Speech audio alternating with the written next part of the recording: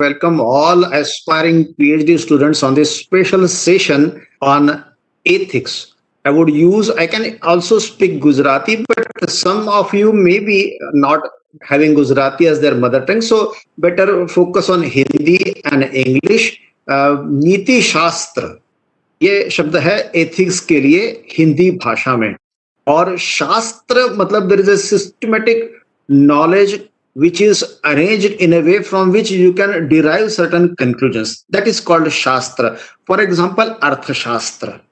अब नीति शास्त्र की जरूरत क्यों पड़ती है, तो we shall see in the light why we need economics. When I was studying economics, the explanation given was a person is a bundle of desires. There are endless desires, never ending desires. बहुत सारी इच्छाएं होती है मगर जेब में पैसे मर्यादित है. Why do you need economics? The reason is there are number of desires, but there are limited resources. So you have to arrange desires according to priority. आपको एक प्राथमिकता की लिस्ट बनानी पड़ती है. सबसे पहले क्या चाहिए? खाना चाहिए, घर चाहिए, कपड़ा चाहिए. बाद में क्या चाहिए? पढ़ाई चाहिए, स्वास्थ्य चाहिए. उसके बाद में क्या चाहिए? स्पोर्ट्स चाहिए, पिकनिक चाहिए, एंटरटेनमेंट चाहिए.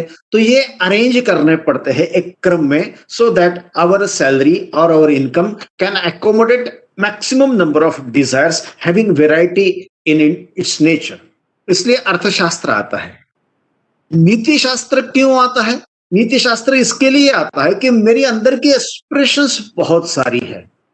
मुझे गुलाब जामुन खाने की बहुत इच्छा होती है, मुझे बहुत भाते हैं gulab jamun, but the body has limitations. मैं 2 खाऊं, 4 खाऊं, 6 खाऊं, 10, 12, 15, फिर अंदर से उबका ओ अब नहीं चाहिए, अब नहीं चाहिए, ऐसे आता है. अब इटली में पुराने समय में लोगों को यह लगता था कि मन की बहुत सारी इच्छा होने के बावजूद भी शरीर की मर्यादा, the body has limitations, how to overcome it. उन्होंने सोचा बहुत खाने की इच्छा होती है लेकिन पेट भर जाता है. तो दिमाग किसी का इस प्रकार से विकृत ढंग से चला कि खाना पेट भर के खा लो और बाथरूम में जाकर के कै कर लो, उल्टी कर लो, वोमिट कर लो. जैसे भाषण सुनने के लिए ऑडिटोरियम होता है, वैसे वोमिट करने के लिए वोमिटोरियम. तो लोग इतने इस प्रकार के हो गए, खाने के लिए प्रकार की विकृति आ गई कि पेट भर के खाना खाते थे, उल्टी करके निकाल देते थे और फिर नया खाना शुरू करते थे. तो ये इस प्रकार की अंदर की खाने की इच्छा, सेक्स की इच्छा, नाम प्रसिद्धि की इच्छा, लाइमलाइट की इच्छा, ये अमर्यादित है. लेकिन दुनिया में बाकी लोग भी रहते हैं. जैसे I would always like to run my motorcycle on the road the way I like.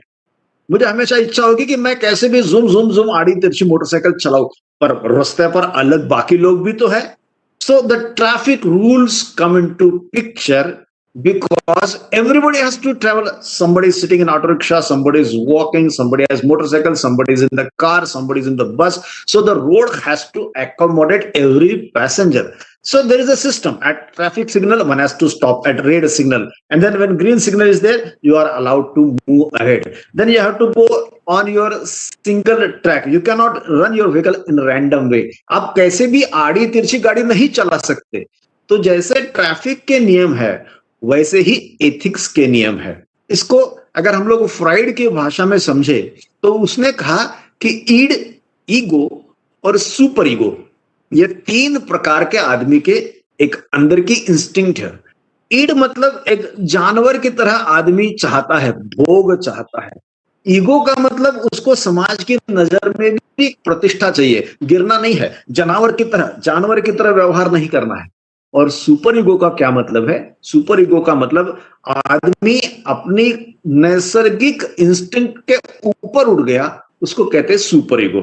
मैं उदाहरण देके समझाता हूं कि जैसे अहिल्या और गौतम, इनका परिवार पति पत्नी, तो उसमें अहिल्या अत्यंत सुंदर स्त्री कि इंद्र को भी लालच हुई कि उसके साथ संभोग करे.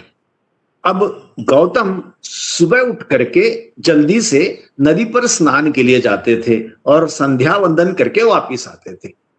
तो इंद्र ने गौतम को डिसीव करने के लिए फंसाने के लिए ऐसे किया कि मुर्गे का रूप ले लिया, धारण कर लिया, और जल्दी में 2:30-3 बजे ही वह इंद्र का रूप लिया हुआ मुर्गा गौतम की कुटिया के बाहर आकर के उसने कुकुड़ को किया। तो उस समय तो घड़ियां नहीं थी। Gautam was under impression that it is Downing time. तो गौतम उठ करके नदी पर स्नान करने के लिए गए और इंद्र ने अहिल्या के साथ संभोग किया। Now there is a debate whether Ahilya joined inadvertently or consciously. But that apart, that is not the topic of our discussion today. Gautam को जब ये पता चला तो गौतम ने इंद्र को भी शाप दिया और अहिल्या को भी शाप दिया कि तू शिला बन जा, पत्थर बन जा। बाद में राम जी उस कुटिया में गए तो उन्होंने अहिल्या का उद्धार किया। तो ये क्या हो गया, इंस्टिंक्टिवली अंदर से भगवान ने ये उर्मी डाली है, अंदर से। Every body contains this kind of aspiration, a kind of craving to become horny. Nobody can stop it. But at the same time, if you are feeling attracted towards your friend's wife, then the ego comes in. No, अच्छा नहीं दिखता है, ठीक नहीं लगता है, समाज क्या कहेगा, दोस्त क्या कहेगा, मेरे भाई बहन क्या कहेंगे, पास पड़ोसी क्या कहेंगे। I must control myself. That is id to ego. Social binding is there, restrictions are there, my conscience bites me and I suppress my inner instinct of going in any direction. I try to control my mind, at least I control my body. The mind goes here and there everywhere, but I can restrict my body. That is ego. तो इसको हम लोग नीति शास्त्र में ले ले कि मैं अपने आप को रिस्ट्रिक्ट करता हूं। इच्छा बहुत होती है, दूसरे की कोई वस्तु देख करके चुरा लेने का मन हो जाता है, ट्रैफिक के नियम तोड़ने का मन कर जाता है, पार्शलिटी करने का मन होता है। ये अंदर से सारी उठने वाली इंस्टिंक्ट को हम कंट्रोल करते हैं, मैनेज करते हैं, उसको एथिक्स कहते हैं। एक नजर थोड़ा व्हाट इज सुपर ईगो उस पर भी डाल दे। ईड हमने देखा, ईगो हमने देखा। सुपर ईगो मतलब just to lift yourself up above all your natural instinct, that is a kind of super natural state, that is what we call yoga, कि ये आदमी इससे ऊपर उठ गया है। जैसे स्वामी विवेकानंद के बारे में कहते हैं कि एक बार स्पेन में अपने शिष्यों के साथ स्वामी विवेकानंद एक रास्ते से गुजर रहे थे। कहीं अनजाने में कहने सुनने में गलती हो गई, पता नहीं, लेकिन रास्ता भटक गए और एक ऐसे एरिया में प्रवेश किया जिसको रेड लाइट कहा जाता है। अचानक ध्यान गया कि अलग अलग प्रकार की मेकअप की हुई ललनाएं, दिखने में तो सुंदर, लेकिन अलग अलग अंग विक्षेप करके ध्यान आकर्षित करने की कोशिश कर रही है। And all of a sudden Vivekanand ji realized that he has and his disciples have entered into a red light area. तो अब आदमी जो अच्छा भला सज्जन है अचानक से अपने आप को एक रेड लाइट एरिया में पाता है, तो प्रतिक्रिया क्या होती है? एक तो भागने की, दूसरी निंदा करने की, तीसरी कहां मैं आके फंस गया, इस प्रकार की। विवेकानंद जी के मन में करुणा ऐसे थी जो उनके नेचुरल इंस्टिंक्ट से भी हावी थी। उन्होंने भगवान की तरफ देख करके कहा, हे भगवान, इतना सौंदर्य तूने इनको लुटाया है, लेकिन ये क्या दुर्दैव कि अपने पेट का गड्ढा भरने के लिए इनको अपने देह विक्रय का व्यवसाय करना पड़ता है। अरे अरे अरे भगवान, ये तुमने क्या किया, ये तुमने क्यों किया? The compassion, the stream of compassion was such a way released from Vivekananda that it touched the heart of that prostitute. उस वेश्या के दिल को छू गया। उसको पता नहीं चला ये आदमी बोल क्या रहा है, लेकिन विवेकानंद जी के भाव उस तक पहुंच गए। उसने विवेकानंद जी के वो गेरुए वस्त्र का छोगा पहन करके पकड़ करके उसका चुंबन किया और उसने कहा, दैवी पुरुष, दैवी पुरुष। So that is super ego, that is yoga, that is accepting everything, inclusiveness, and then you won't find anything as like or dislike. You go beyond like and dislike. You go beyond all natural bindings which every human being experiences. तो ये हो गया super ego. अब इसमें हम focus करते हैं ethics पर, which we require from id to ego, from individual to social, from natural instinct to social discipline. इसमें हमको दो रास्ते मिल सकते हैं। पहला है कानून का, पहला रास्ता कानून का कि you just restrict an unlawful nature, कि जैसे आपने ट्रैफिक सिग्नल को तोड़ा तो मामा वहां खड़े रहते हैं, ट्रैफिक पुलिस खड़ा है, वो आपको रोकता है, वो पावती फाड़ता है, he penalises you so that you restrict yourself. ये हो गया कानून। कानून रोकता है, रेप को रोकता है, कास्ट डिस्क्रिमिनेशन को रोकता है। कानून है, कानून का राज है। Law is abided, law is to be followed, everybody is abide by law and that is democracy. तो ये हो गया कानून। लेकिन कानून की एक मर्यादा है। वैसे देखा जाए तो दो मर्यादा है। कानून अंधा है, ये तो कहा है कि the truth is not the truth but the thing that is supported by evidence is truth in the court of law. That is why it is called the goddess of justice is blind folded.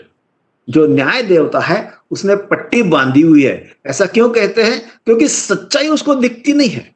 जो court में वकील चतुराई के साथ साबित कर दे वही सच्चाई है। तो अगर आपके पास बहुत पैसा है, आप बहुत अच्छा वकील अपॉइंट कर देते हैं, तो वो कानून की कलाबाजियां दिखाता हुआ आपको निर्दोष भी साबित कर सकता है। That is limitation of law. मेरा एक दोस्त है, उसने कहा कि दुबई में जाकर के देखो तो ज्वेलरी की शॉप भी खुली रहती है। शॉपकीपर कहीं भी चला जाए, कोई चोरी नहीं हो सकती। क्यों? क्योंकि there is a provision by law, according to Islamic law, that your wrist shall be cut. आपकी कलाई काट दी जाएगी अगर चोर पकड़ा गया सीसीटीवी कैमरे में कहीं भी। तो there is no compassion, there is no appeal, there is no tactics by any lawyer, just cut your hands, that's all. तो मेरे एक दूसरे दोस्त ने कहा देखो राम राज्य और क्या हो सकता है, बिल्कुल चोरी नहीं हो सकती। तो मैंने कहा no no no, this is not a Ram Rajya. In Ram Rajya people are expected to follow the rules instinctively as a part of their nature without any fear of punishment. If people follow rules, then it is Ram Rajya. Not by cutting hands you restrict theft, it is not Ram Rajya. But then ultimately there is a limitation by law. Bharat देश में कानूनन caste discrimination प्रतिबंधित है। ज्ञाति आधारित भेदभाव भारत देश में कानूनन प्रतिबंधित है, लेकिन लोगों के दिल में है यह भेदभाव और व्यवहार में दिखता है। Everywhere the law cannot approach and punish people, that is the limitation. So why ethics come into picture, why moral appeal comes into picture? Because law has limitations. कि अंदर से ही ऐसी एक आस्था मूल्यों के प्रति आ जाए, that is called implementation, inculcation of ethics and restrictions which people would follow as their own nature, a part of their own nature, as a part of their duty, as a part of something which will give them merit. अपने आप पाप पुण्य की भावना बड़ी गहरी उतरी हुई है कि ये करने से पुण्य होगा, वो करने से पाप होगा। And for years together, ages together, an Indian common man followed moral principles because it is meritorious. It gives you merit. और पाप से दूर इसलिए रहे कि उसके कारण कहीं ना कहीं नरक में सजा भुगतनी पड़े। ये हुआ। दूसरा, अपने यहां भारत देश में ऐसे सोचा गया कि कर्म का सिद्धांत है, you get the fruits of your डिड्स। आपने अच्छे काम किए, अच्छे फल मिलेंगे। आपके गलत काम है तो गलत काम के जहरी फल आपको भुगतने ही पड़ेंगे। There is no escaping from it. और लोगों ने विश्वास किया, क्योंकि एक आदमी ऐसा भी हो सकता है कि जिसने पुलिस को वश में कर लिया, जिसने कानून को वश में कर लिया। अपने देश में ऐसे कुछ पॉलिटिशियन हैं जो खुलेआम कानून का भंग करेंगे, खुलेआम भ्रष्टाचार करेंगे, लेकिन खुलेआम बड़े प्रतिष्ठित के नाते घूमेंगे। ऐसा भी है। तो the real restriction is inner restriction, moral restriction, which we call as ethics. तो ये कर्मयोग के कारण आता है। When I believe that the consequences are to be followed, are unavoidable, are inevitable, I am conscious while doing anything that is called wrong socially, and that is ethics. तो कर्मयोग का एक सिद्धांत है जिसके कारण पाप के भय से, पुण्य की आस से आदमी नैतिक मार्ग पर चलता है। मैंने एक बहुत अच्छा उदाहरण हरिभाई ठक्कर के पुस्तक में सुना, I would like to share that example with all of you. उन्होंने कहा कि अहमदाबाद में एक कोर्ट के जज थे, हाई कोर्ट के जज थे। सुबह मॉर्निंग वॉक के लिए निकले एंड ठंडी के दिन थे, ओस पड़ी हुई थी, धुम्मस थी। अचानक वो एक जगह ठिठुर गए, उनकी आंखें एक जगह जम गई, because a murder was taking place before the very eyes of the जज। एक हत्यारा हत्या कर रहा था, छुरा घोंप रहा था, रक्त की पिचकारियां छूट रही थी। वो आदमी the one who was victim, वो तड़फड़ा रहा था और ये छुरी के घाव कर रहा था। उसका चेहरा खून से सना हुआ, आंखों में लाल अंगारे, और वो जज है तो क्या हो गया, आखिर में तो इंसान है। तो उन्होंने देखा और वो थक रह गए, दंग रह गए, बिना हिलचाल किए वहीं स्तब्ध खड़े रह गए। उन्होंने देखा हत्यारा कौन है। हत्यारा हत्या करके भाग गया।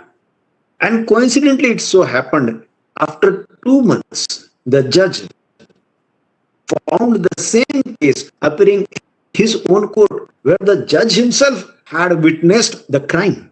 But judge has limitations, has protocols. He cannot go and stand in evidence as evidence. वो जाकर के वहां साक्षी के पिंजड़े में तो खड़े नहीं हो सकते हैं। और उन्होंने देखा तो ही सरप्राइज, जिस पर हत्या का आरोप लगा था वो कोई दूसरा ही आदमी था। But the lawyer was so clever and he put forth the argument so adroitly, the जज had no other choice, because ultimately in the court of law what is supported by evidence is the truth. तो जज को सजा देनी ही पड़ी, जानते हुए कि ये आदमी हत्यारा नहीं है। जज ने उसको सजा दे दी, लाइफ इम्प्रिजनमेंट की सजा दे दी। Then the judge, his conscience started biting him. Why such things happen? Is God not there? Why the people who are innocent are being punished by me in my court of law? So वो judge, out of way, breaking all protocols, he went to the jail and talked to this prisoner. उसने कहा कि see, I know, I am witness, I have seen the murder happening, and I know that you are not a criminal. मैंने देखा है तुमने हत्या नहीं की है, लेकिन मुझे ये बताओ कि अपने जिंदगी में इससे पहले कभी तुमने किसी की हत्या की है? The man looked into the very eyes of this judge and realized that there is nothing to deceive now.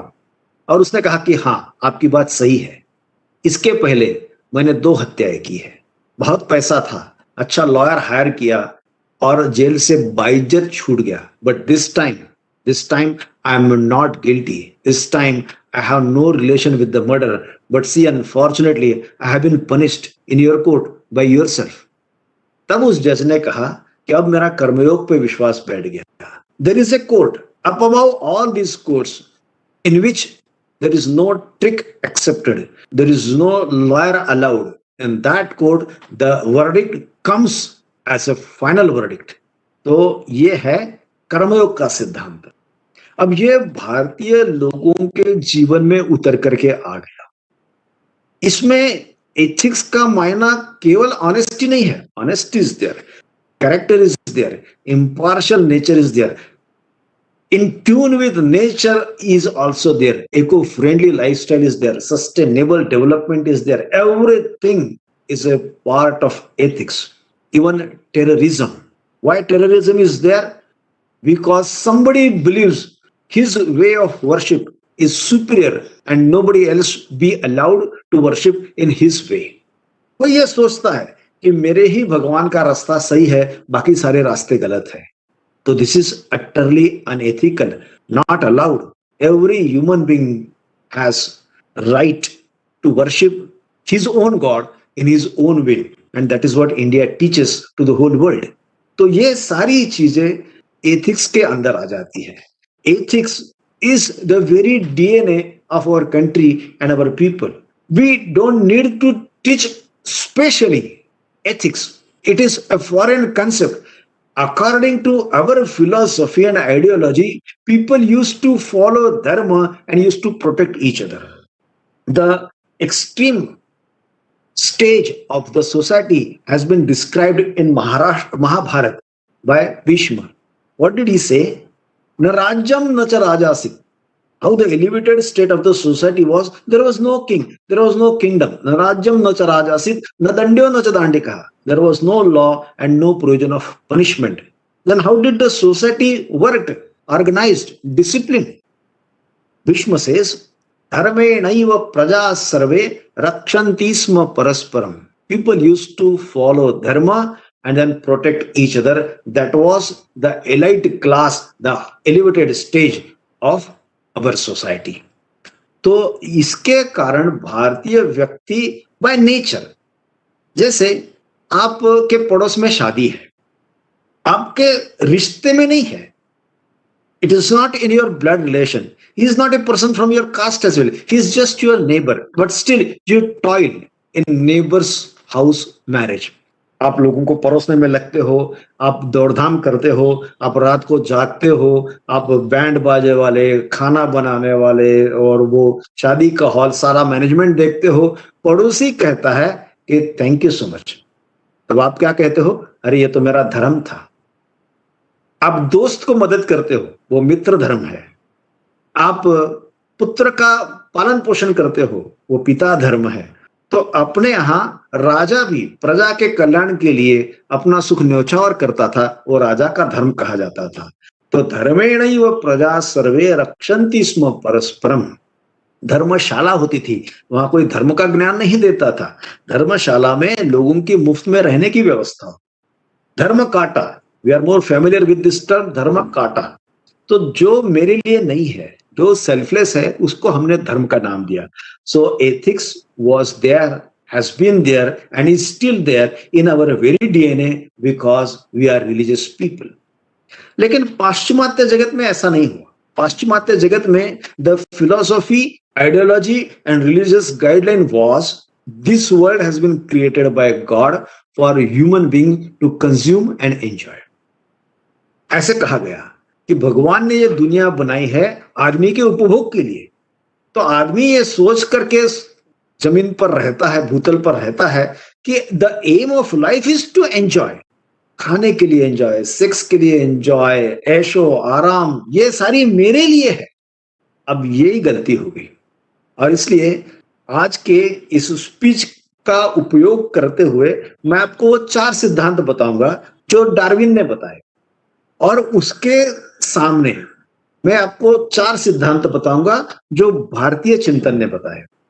And then you will understand why ethics is being followed en masse by our people because of religious belief system. Darwin ने क्या कहा?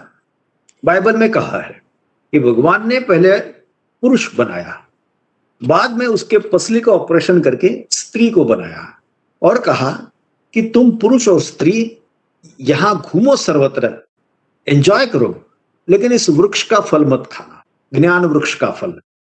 लेकिन वो एक सांप था, उसने बहलाया ewe को और ईव ने वो फल खाया, वो एडम को दिया. तो दोनों को भिन्नता का बोध हुआ, दोनों को ये पता चला कि अपने शरीर पर कपड़े नहीं है, दोनों को एक दूसरे के बीच आकर्षण महसूस हुआ और फिर सृष्टि शुरू हो गई. मतलब हम सारे लोग इस गलती की पाप की संतान है. ये पाश्चिमात्य चिंतन हुआ. भारत ने कहा वयम अमृतस्य पुत्रः एको हम बहुश्याम. उस चैतन्य को एक से अनेक होने की इच्छा हुई, इसलिए सृष्टि की निर्माण हुई. This is the basic difference and that is why the western world they preserve body. Why they don't cremate the body, they preserve body because for them soul comes and goes, body is eternal. In Indian way of thinking, the body comes and goes and soul is eternal. That's why we cremate the body. This is the basic difference. We believe in a rebirth of soul.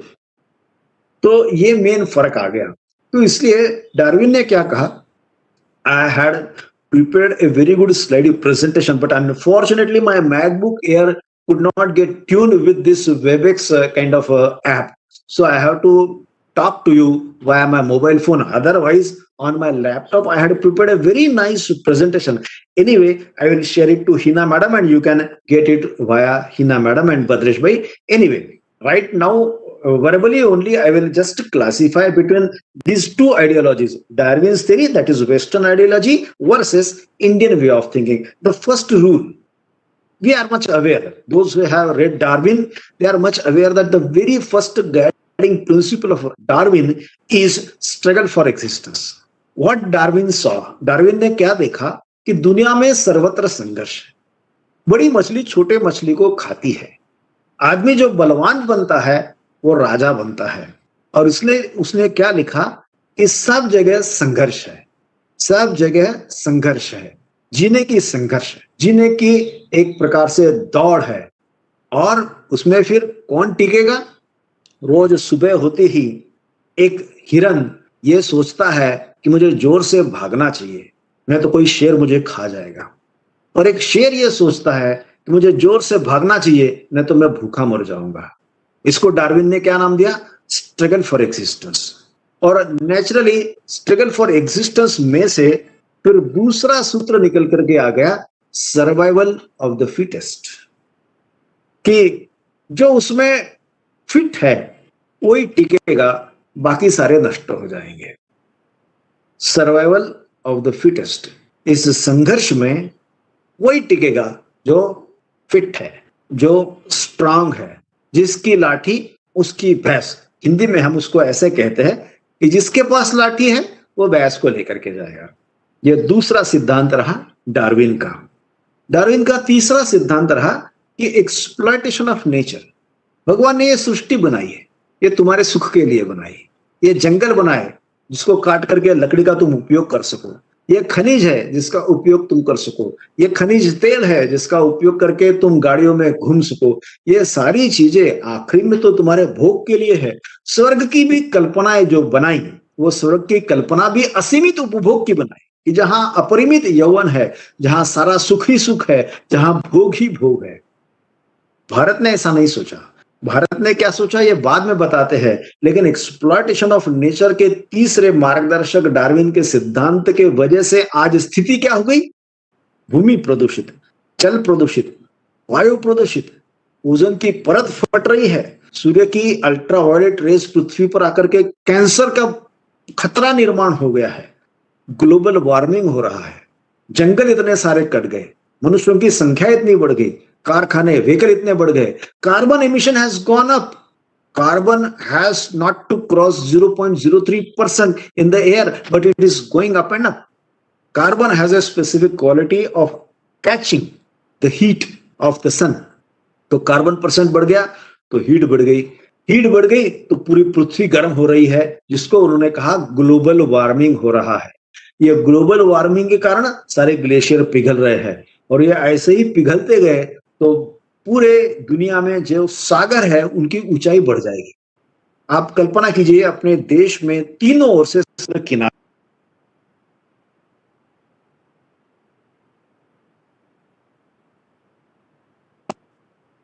अगर 1 metre भी बढ़े तो मुंबई जैसे अनेक शहर उस जल समाधि में हो जाएंगे।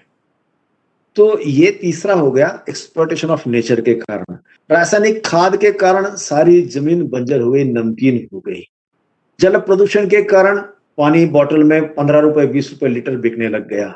वायु प्रदूषण के कारण ऑक्सीजन लगाने पड़ रहे, वेंटिलेटर बहुत लगाए हमने कोरोना के समय। तो ये तीसरा जो है एक्सप्लॉयटेशन ऑफ नेचर, उसका नतीजा हो गया। चौथा उसने कहा डार्विन ने, इंडिविजुअल राइट्स, तुम्हारे व्यक्ति के नाते अधिकार है।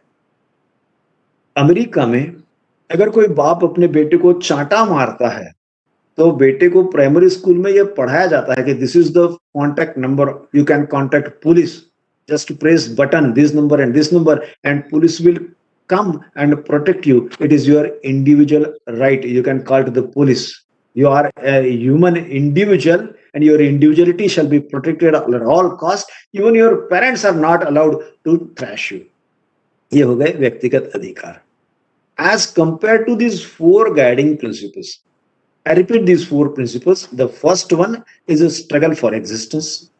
The second one is a survival of the fittest. The third one is exploitation of nature, and the fourth one is individual rights. Indian philosophy, Indian way of life, Indian way of thinking totally scraps these 4 principles, because on the basis of yoga and meditation, our ancestors realized what the nature of the world is. उन्होंने कहा कि ये पूरी सृष्टि अंगांगी भाव से जुड़ी हुई है। अंगांगी भाव का क्या मतलब है? अंगांगी भाव का यह मतलब है कि मेरा शरीर और मेरे अवयव ये जिस प्रकार से जुड़े हुए हैं, मेरी आंखें, मेरे कान, मेरे होठ, नाक, गला, सीना, लिवर, लंग, किडनी, पेट, पांव, हाथ, ये सारे मेरे अलग अलग अवयव है। These are all organs of my body. My body accumulates and contains all these organs. All these organs work for the body, but no organ has individual right. मेरा हाथ अपनी इच्छा से कैसे भी नहीं चल सकता, मेरे पैर मैं चाहूं उसी दिशा में चलते हैं। ये सारे अवयव, मेरी आंख मैं जहां फोकस करूं वही देखते हैं, मेरे कान मैं जहां माइंड करूं वही सुनते हैं। ये सारे अवयव मेरे शरीर के लिए काम करते हैं, बदले में मेरा शरीर इन सब का प्रोटेक्शन करता है, पोषण करता है, संवर्धन करता है। तो इसी प्रकार से पूरी सृष्टि जुड़ी हुई है। उसने कहा कि व्यक्ति ये परिवार का अंग है, परिवार समाज का अंग है, समाज राष्ट्रीयता का अंग है, राष्ट्रीयता मानवता का अंग है, मानवता सृष्टि का अंग है और सृष्टि परमेष्टि का अंग है। इसलिए आपने कभी देखा होगा तो अपने यहां स्पाइरल है, round and round and round and round. It is an inclusive form of the society which includes everything, even the nature. तो हमारे यहां कहा कि सर्वम खलुइदम ब्रह्म, सब जगह एक ही चैतन्य विद्यमान है। We just denied the tenet of struggle for existence.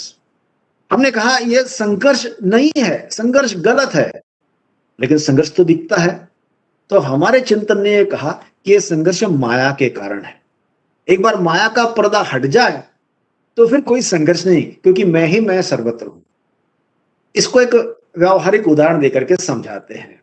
जैसे एक जगह ऑडिटोरियम में आप कोई कार्यक्रम में बैठे हैं, कार्यक्रम चल रहा है, अचानक से एक बम फटने की आवाज आती है और किसी ने ठट्ठा करके एक छोटा सा दिवाली का ही पटाखा फोड़ा है, लेकिन लोग डर जाते हैं। कहीं लाइट भी चली जाती है और धक्का मुक्की शुरू हो जाती है। तो किसी का पैर मेरे पैर पर पड़ता है तो मैं उसको एक तमाचा मारता हूं, वो भी मुझे मारता है और हमारी दोनों की मारा मारी शुरू हो जाती है। अचानक लाइट आती है और मैं देखता हूं कि अरे ये तो सतीश है, मेरे पड़ोस वाला ही, मेरे बाजू में ही बैठा था, उसी का पैर मेरे पैर पे पड़ा और हम लोग मारपीट शुरू कर दिए। मैं कहता हूं सॉरी यार सतीश, मैंने देखा ही नहीं, अंधेरा था। वो कहता है कि छोड़ो यार, मैंने भी 2 घूंसे लगा दिए तुमको। तो जब अंधेरा था तो माया थी। We were indifferent, we did not know each other and we entered into struggle. Struggle for existence is there because there is no light of knowledge, because there is ignorance and darkness. And there is struggle which is apparent once you understand the real inner nature of everything. जब हम पहचान जाते हैं कि जो चैतन्य मुझ में है वही चैतन्य तुझ में है, वही चैतन्य वनस्पति प्राणी पक्षी सब में है, तो फिर कोई संघर्ष नहीं होता है। जगदीश चंद्र Basu proved before the world scientists that सर्वम खलुइदम ब्रह्म। बसु ने प्रयोग किया, बसु ने सिद्ध किया कि वनस्पति में भी प्राण है, चैतन्य है, जान है। उन्होंने जहर का इंजेक्शन दिया तो पेड़ मुरझा गया। पेड़ के मुरझा जाने के कारण लोग बड़े चकित रह गए, क्योंकि the western world also till then did not believe that there is life in plants. Plants को निर्जीवी समझते थे। जगदीश चंद्र बसु ने यह सिद्ध कर दिया। उन्होंने एक एक्सोग्राफ बनाया which magnifies a smallest fluctuation of sensation 1 crore times। एक छोटी भी संवेदना में परिवर्तन हो जाए तो 1 करोड़ गुना दिखाने वाला एक्सोग्राफ उन्होंने बताया। और जब उन्होंने यह सिद्ध कर दिया कि वनस्पति में भी जीव है, उसके बाद में उन्होंने एक लेड का टुकड़ा निकाला, धातु का टुकड़ा निकाला, उस पर उन्होंने एसिड डाला, उस पर उन्होंने पॉइजन डाला, उसमें से उन्होंने करंट पास किया। And when the needles of the crescograph started moving, all world scientist just raise at their place and shouted, mister Basu what you are going to prove. दुनिया भर के सारे शास्त्रज्ञ आश्चर्यचकित हो गए और चिल्ला उठे कि बसु आप सिद्ध क्या करना चाहते हो। बसु ने कहा response to external stimuli is an indication of living thing. बाहरी उत्तेजना को प्रतिसाद देना यह जीवंतता का लक्षण है। I am proving that this piece of lead is responding to external stimuli. ये नाना ना बोल रहा है, it doesn't want that poison to be poured on it. और उन्होंने कहा कि this is not my invention. 5,000 years back on the bank of Sindhu and Saraswati, my ancestors have proved on the basis of meditation that Sarvam Khalidam Brahma. दुनिया में कुछ भी निर्जीव नहीं है. That is India's first tenet. That is India's first guideline, that the whole world is charged with Chaitanya. There is no struggle. The struggle is apparent because there is an illusion. Once you just come out of the illusion, the world is one. उसी को कहा अद्वैत सिद्धांत. दूसरा सिद्धांत Darwin ने कहा था कि survival of the fittest. When there is a struggle for existence, of course, naturally, obviously, the one who is sweet shall always conquer and shall always survive. हमारे यहां इसको नकारा गया. पाश्चिमात्य सिद्धांत में इसका एक नैसर्गिक व्यवहारिक आउटलेट कैसा निकला? जो कमाएगा सो खाएगा. व्यवहारिक दृष्टि से सोचते हैं, जो कमाएगा सो खाएगा. लेकिन उसका दूसरा सिरा यह है कि जो नहीं कमाएगा वो भूखा रहेगा. तो बच्चों का क्या होगा? बूढ़ों का क्या होगा? So the second principle given by Darwin is inhuman. Survival of the fittest is inhuman. Compassion is an identity of human beings. तो भारत ने ये नहीं कहा कमाने वाला खाएगा. भारत ने कहा जन्मा है सो खाएगा. Those who are born shall eat. कमाने वाला खिलाएगा. Those who earn shall distribute. ये भारत का विचार रहा. सर्वे भवन्तु सुखिनः सर्वे सन्तु निरामया सर्वे भद्राणि पश्यन्तु माँ कश्चित् दुःख भाग् भवेत्. ये कूट कूट करके हमारे मन मस्तिष्क में ऐसे भरा गया कि हमको अलग से मोरलिटी, नैतिकता, चरित्र ये सिखाने की आवश्यकता नहीं. जैसे बच्चे को चोरी ये पता ही नहीं है, दारू पता ही नहीं है, वैसे अपने देश में ये पता ही नहीं था. This was the very natural way of living we adopted through generations and ages. ये दूसरा सिद्धांत था भारत का, सर्वे भवन्तु सुखिनः सर्वे सन्तु निरामया. इसको ठीक से समझना चाहिए. फिर भारत देश का तीसरा सिद्धांत क्या था? Rather than exploitation of nature we followed प्रकृति का दोहन. शोषण नहीं, दोहन. दोहन का क्या मतलब है? तो गाय को 4 दूध के आंचल रहते हैं, 4. उसमें से 2 आदमी ने दूध निकालना, 2 बछड़े के लिए रखना, उसको कहा दोहन. There is recoupment arrangement by the nature. पृथ्वी देती है, भरपाई करती है. आप चाहे जितना बेरी के पेड़ तोड़ो, अगले सीजन में फिर से बेर आएंगे. आप आम खाओ, अगले सीजन में फिर से आम आएंगे. आप जितना बो उससे 1000 गुना फसल निकल करके आएगी. ये सृष्टि देती है हमको. लेकिन जो 6 अरब वर्षों में फॉसिल फ्यूल हमने बनाए, 60 साल में हमने उपयोग कर डाले. तो nature has a particular cycle of reproducing its wealth, but human beings are consuming at a greater speed than the speed of its regeneration. इसलिए एक्सप्लॉयटेशन ऑफ नेचर हो रहा है. भारत क्या कहता है कि पूरी पृथ्वी, पूरी सृष्टि ये ईश्वर की दौलत है. You are trustees, you are not owners. You have a limited life. You have to leave the planet and go. So, Isha वास्यमिदं सर्वं यत्किंच जगत्याम जगत येन त्यक्तेन भुंजीथा मां गृह कस्य स्विद्धनम. त्याग पूर्वक भोगना, जितनी आवश्यकता है उससे ज्यादा नहीं. इलाहाबाद में कांग्रेस का अधिवेशन था. जवाहरलाल जी जुआ थे. गांधी जी खाना खाने के बाद हाथ धोने के लिए गए तो एक आदमी लोटे से पानी डाल रहा था. गांधी जी बातचीत में थे तो लोटे का पानी पूरा जमीन पर गिर गया. गांधी जी का हाथ धोना रह गया. तो गांधी जी को मन में बड़ा पछतावा हुआ.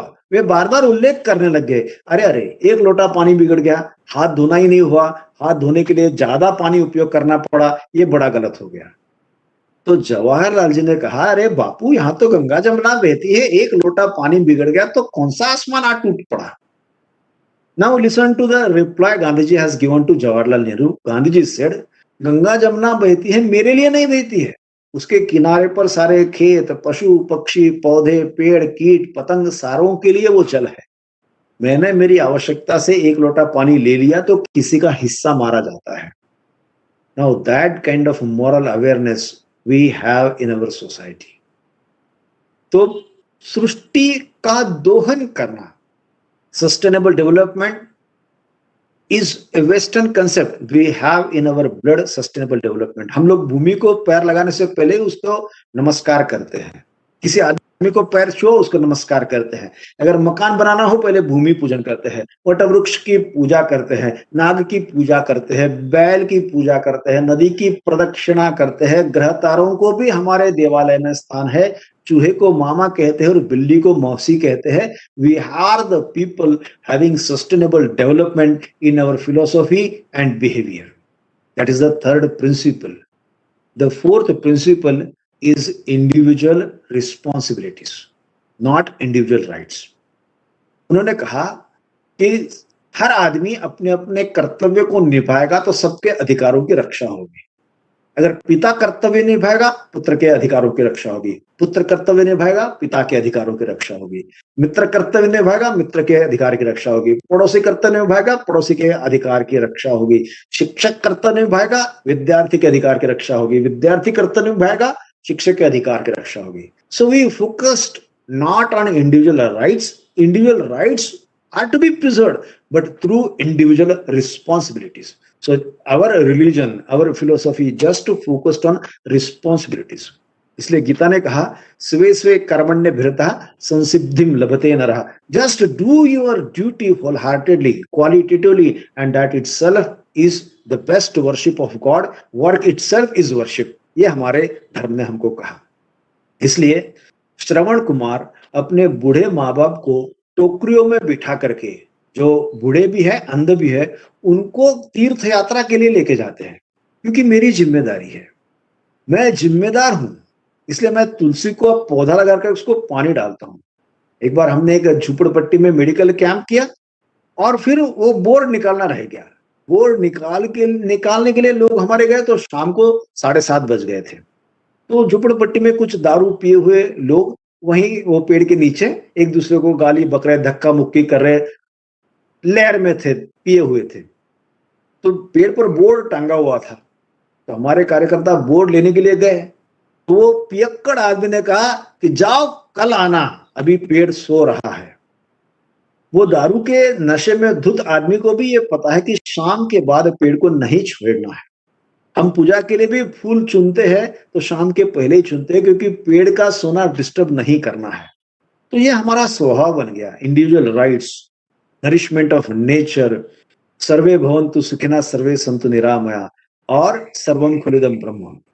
इसलिए हमने योग ढूंढ निकाला, हमने आयुर्वेद ढूंढ निकाला, हमने सेंद्रीय कृषि ढूंढ निकाली, हमने परिवार व्यवस्था यहाँ पर ऐसी बनाई कि इसी विचारधारा को लोगों तक पहुंचाए. आज दुनिया, people are forced and compelled to follow this kind of philosophy. That is why the world has accepted yoga as international day.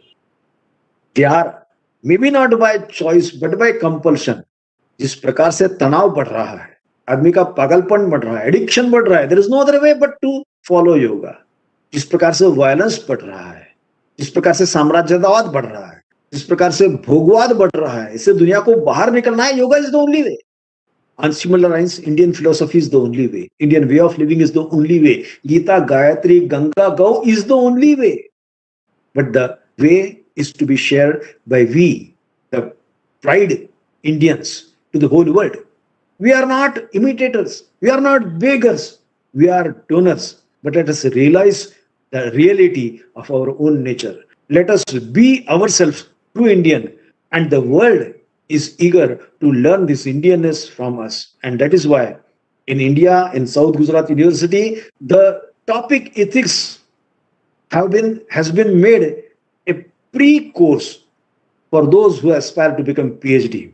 In the series of lectures today, from a different angle, from a totally different point of view, from Indian philosophy point of view, I explained what exactly is ethics, why it is necessary, and how do we implement it, and what is the basic difference between Indian way of thinking and Western way of thinking.